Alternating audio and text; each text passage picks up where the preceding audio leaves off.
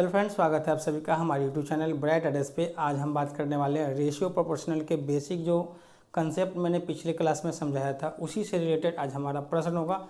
तो उम्मीद कर रहे हैं आपको वो कंसेप्ट अच्छी तरह से समझ में आ गया होगा। तो आज हमारी बारी है उसके प्रश्न को समझने की। तो चलिए शुरुआत करते हैं इसके प्रश्न से और हमारे साथ आप समझने का जरूर प्रयास करें। पेन पेपर लेकर बैठे ताकि आपकी प्रैक्टिस हमारे साथ साथ चलती रहे। तो बढ़ते हैं आज के पहले प्रश्न से और शुरू करते हैं आज का पहला प्रश्न। तो शुरुआत करते हैं आज के पहले प्रश्न से जो बिल्कुल बेसिक तरीके से आपके सामने दिया गया है, जिसमें लिखा गया है कि ए बी 7:9 है और बी सी जो है वो 5:7 है। तो ए सी क्या होगा ये आपसे पूछा जा रहा है। तो हमारे पास जो प्रश्न में दिया गया है वो A/B 7:9 और B/C 5:7 है। हमसे जो पूछा जा रहा है वो A/C क्या होगा। प्रश्न में कुछ भी पूछे, सबसे पहले देखना है कि रेशियो में कॉमन क्या है। तो हम यहाँ पे देख रहे हैं कि कॉमन जो है वो बी दोनों जगह है कॉमन। अगर ये दोनों जगह कॉमन है तो दोनों जगह इसका वैल्यू भी होगा जो कॉमन होगा। अगर नहीं है तो करना पड़ेगा।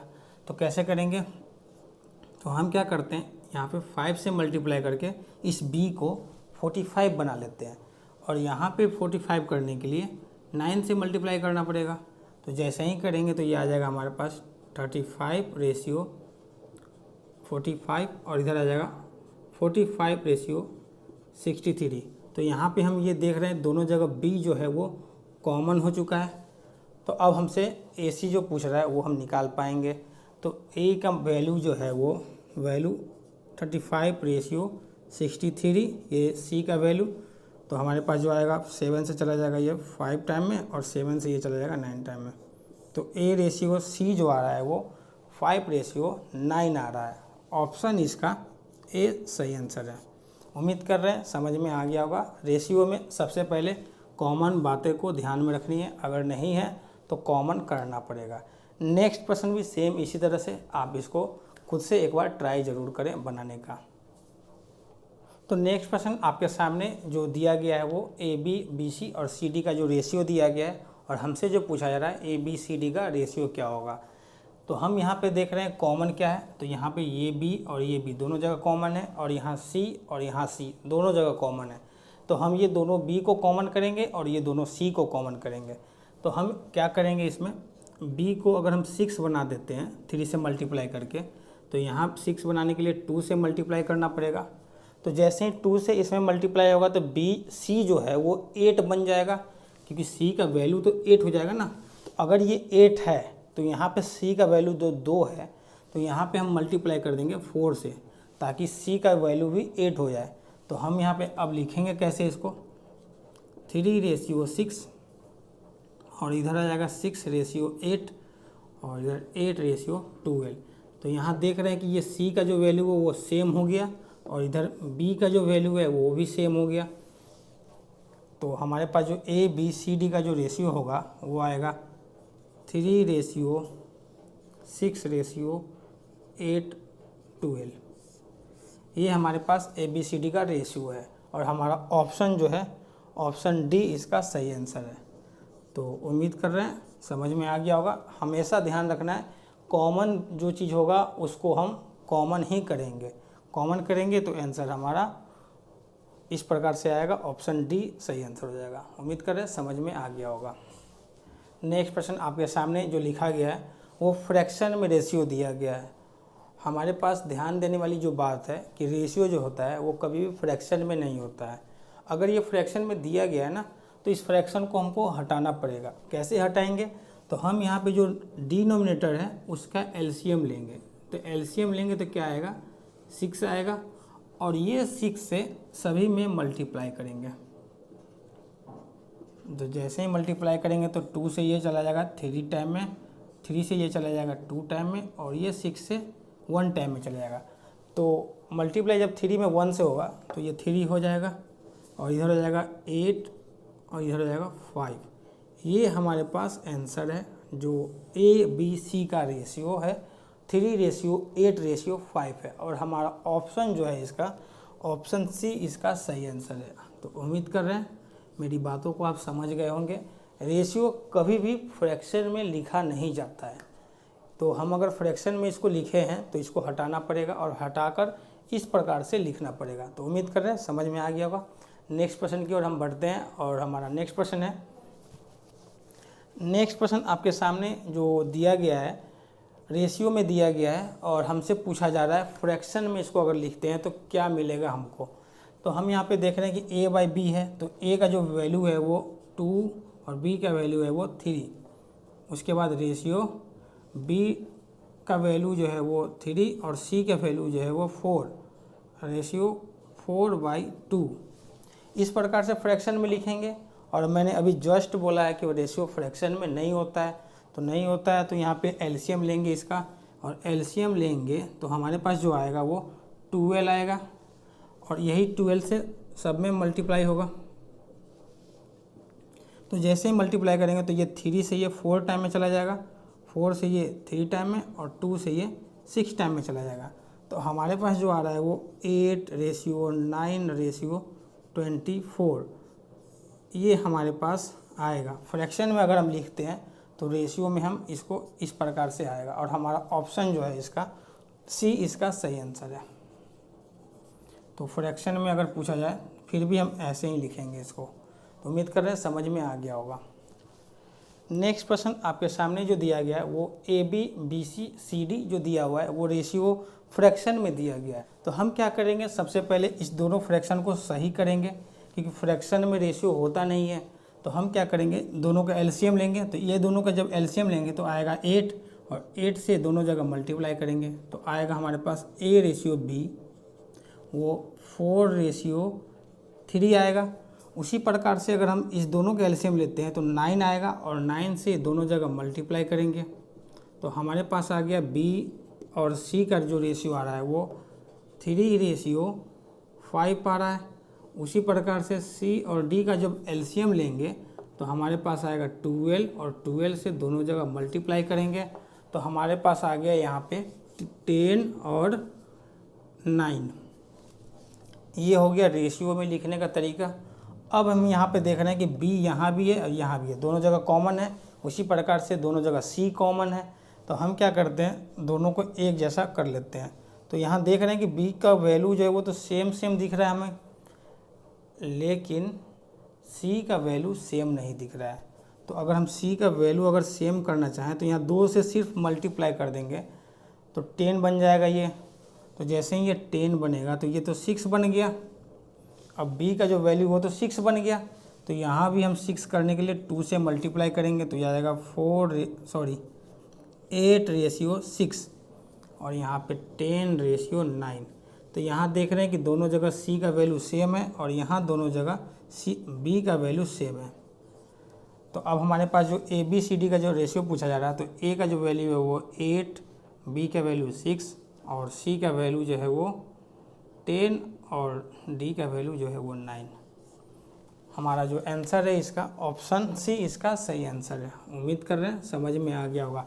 ये अलग अलग पार्ट था, इसीलिए हम दोनों को एलसीएम लेके अलग अलग कर लिए, दोनों को सबको कर लिए। उसके बाद कॉमन देख रहे हैं तो कॉमन को इक्वल कर लिए। इक्वल करने का जो आंसर आ रहा है वो 8, 6, 10, 9 रेशियो में ऑप्शन सी इसका सही आंसर। नेक्स्ट प्रश्न हमारे पास है जिसमें लिखा गया है ABC का जो रेशियो है वो 3/4/7 है और हमसे जो रिलेशन पूछा जा रहा है वो A+B+C का C के साथ रिलेशन क्या होगा वो आपसे पूछा जा रहा है। तो हमारे पास जो दिया वो तीनों को ऐड करने के बाद C के साथ रिलेशन है। तो हम यहाँ पे तीनों रेशियो को अगर ऐड करते हैं तो हमें क्या मिलेगा, 14 मिलेगा और C का जो वैल्यू है वो 7 है।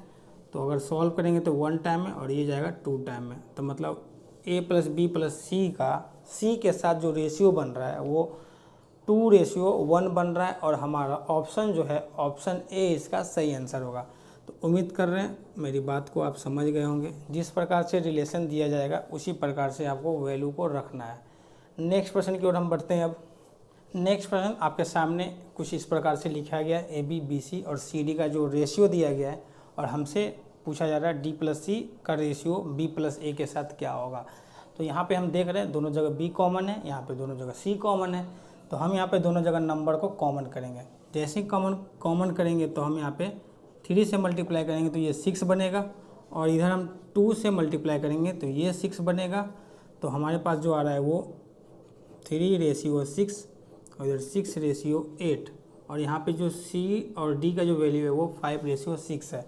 तो हम क्या करते हैं, इस 5 को 8 के साथ मल्टीप्लाई कर देंगे ताकि दोनों C जो है वो कॉमन हो जाएगा। तो जैसे ही इसको 8 से मल्टीप्लाई करेंगे तो ये 40 बन जाएगा। तो हमको इसको भी 40 बनाना पड़ेगा। तो 5 से मल्टीप्लाई करेंगे तो ये 40 बन जाएगा, लेकिन C जो है वो 30 बन जाएगा। तो 30 बन जाएगा तो यहाँ भी हम 30 करने के लिए 5 से यहाँ भी मल्टीप्लाई करेंगे। तो हमारे पास जो आ रहा है वो 15:30 और इधर 30:40 और इधर आ रहा है हमारे पास 40:48। तो ये जो दोनों है वो C का वैल्यू और ये दोनों जो है वो B का वैल्यू, दोनों जगह कॉमन हो चुका है। अब हमारे पास जो पूछा जा रहा है D + C क्या होगा और B + A क्या होगा रेशियो में। तो हमारे पास D + C पूछा जा रहा है ना, तो ये D का वैल्यू है 48। अगर हम इसको ऐसे लिख ले A B C और D का, तो 15 30 40 और 48, तो D + C तो मतलब 88 और रेशियो जो होगा B + A के साथ, तो B + A जो है वो 45 है। और ये हमारे पास ऑप्शन इसका जो है D ऑप्शन सही है। उम्मीद कर रहे हैं मेरी बात को आप समझ गए होंगे। पहले वाले जो प्रश्न बनाए थे आपने, सेम उसी तरह के प्रश्न ये हैं और उम्मीद कर रहे समझ गए होंगे आप। रेशियो निकालना ज़रूरी है कॉमन करके, उसके बाद ही हम इस आंसर को निकालेंगे। आंसर जो भी होगा उसको लास्ट में, सबसे पहले कॉमन बातों को ध्यान में रखना है। नेक्स्ट प्रश्न की ओर हम बढ़ते हैं। नेक्स्ट प्रश्न आपके सामने जो लिखा गया है वो A/B का दिया हुआ है 3:4 और B/C जो दिया हुआ है हमारे पास 4:7 दिया हुआ है। और हमसे पूछा जा रहा है A + B + C को B से जब डिवाइड करेंगे तो क्या मिलेगा हमें रेशियो में। तो हम यहाँ पे सबसे पहले कॉमन को देखेंगे, दोनों जगह B कॉमन है और इसके नंबर भी दोनों कॉमन है। तो इसमें हमें मल्टीप्लाई करने की कोई आवश्यकता नहीं है, डायरेक्ट इसको निकालेंगे हम। A + B + C को जब जोड़ेंगे तो हमारे पास आएगा 3 + 4 7 और 7 में फिर 7 जोड़ेंगे तो आएगा 14। अब 14 को डिवाइड करना है 4 से, क्योंकि B का वैल्यू 4 है। तो यहाँ पे जो आएगा वो 2 से चला जाएगा 2 टाइम में और 2 से ये चला जाएगा 7 टाइम में। तो कहने का मतलब A + B + C को B से जब डिवाइड करेंगे तो रेशियो में हमें 7:2 मिलेगा और ऑप्शन जो है हमारा D ऑप्शन सही है। उम्मीद कर रहे हैं बात मेरी समझ गए होंगे। अगले प्रश्न की ओर हम बढ़ते हैं। नेक्स्ट प्रश्न आपके सामने जो लिखा गया है 5A बराबर है 13B के और 13B बराबर है 7C के। तो हमसे जो पूछा जा रहा है A B C का रेशियो बताएं। थोड़ी देर पहले मैंने देखा था कि रेशियो जो है वो फ्रैक्शन में दिया गया था, तो हमने उसको क्या किया कि फ्रैक्शन को हटाकर रेशियो में कर लिया, क्योंकि रेशियो जो होता है वो फ्रैक्शन में नहीं होता है। इस प्रकार से अगर हम देखें तो यहाँ पे इक्वल में दिया गया है, तो इक्वल में है तो A B C का रेशियो क्या होगा। तो बहुत ईजी तरीके से इसको निकाल सकते हैं। सबसे पहले हम क्या करेंगे, इस तीनों नंबर का LCM लेंगे। जैसे ही LCM लेंगे तो हमारे पास जो आएगा वो 455 आएगा, ये हमारा LCM है। और जो भी LCM आया है उससे हम बारी बारी से मल्टीप्लाई करेंगे। मतलब 5A बराबर है 45 के, तो A बराबर क्या होगा, वो आएगा 91। तो यहाँ पे क्या आ गया 91। उसी प्रकार से अगर हम देखें 13B जो है वो 455 के है, तो B बराबर क्या आएगा, तो सॉल्व करेंगे तो आएगा 35, तो यहाँ आएगा 35। उसी प्रकार से अगर हम C का वैल्यू देखें तो 7C बराबर है वो 455 के, तो हमारे पास जो आएगा वो C बराबर 65 आएगा। इस प्रकार से हमारा ऑप्शन जो है ऑप्शन A इसका सही आंसर है। उम्मीद कर रहे हैं मेरी बातों को आप समझ गए होंगे। LCM लेना है, अगर ऐसे इक्वल में दिया गया है और आपसे रेशियो पूछ रहा है तो आप LCM लेंगे और LCM लेने के बाद बारी बारी नंबर के बराबर इसको करेंगे। 5A के बराबर 445, तो A बराबर 91। उसी प्रकार से 13B बराबर ये, तो B बराबर 35। फिर सी बराबर 65 ऐसे निकालते हैं। इसका एक ट्रिक है बनाने का, बहुत ज़बरदस्त ट्रिक बोल लीजिए इसको, कि बहुत इजी तरीके से इसको निकाला जा सकता है। जैसे कि अगर ए का वैल्यू पूछा जा रहा है ना, हमें अगर ए का वैल्यू अगर निकालना हो तो हम क्या करेंगे, ए को ऐसे बंद करेंगे और यहाँ देख रहे हैं कि 13 और 7 मल्टीप्लाई करेंगे तो क्या आएगा 91, यहाँ 91 है। उसी प्रकार से अगर हम b का वैल्यू निकालेंगे तो b को अगर बंद करेंगे तो ये 7 और इधर 5, तो 7 5 या 35। उसी प्रकार से c का वैल्यू निकालेंगे तो ये 65। इस प्रकार से निकालते हैं और ये प्रोसेस हो गया कंसेप्ट के मेथड से, और ये हमारा ट्रिक के माध्यम से निकाल सकते हैं इसको। नेक्स्ट प्रश्न सेम इसी तरह से आपके लिए मैं होमवर्क में रख रहा हूँ। उम्मीद कर रहे हैं आप इसको समझ गए होंगे, तो इसके आंसर हमारे कमेंट बॉक्स में एक बार ज़रूर करेंगे। तो मिलते हैं नेक्स्ट वीडियो में बेसिक कंसेप्ट के साथ। तो thank you so much video को पूरी तरह से देखने के लिए। समझ में आ रही है तो लाइक, सब्सक्राइब, कमेंट एक बार ज़रूर करें।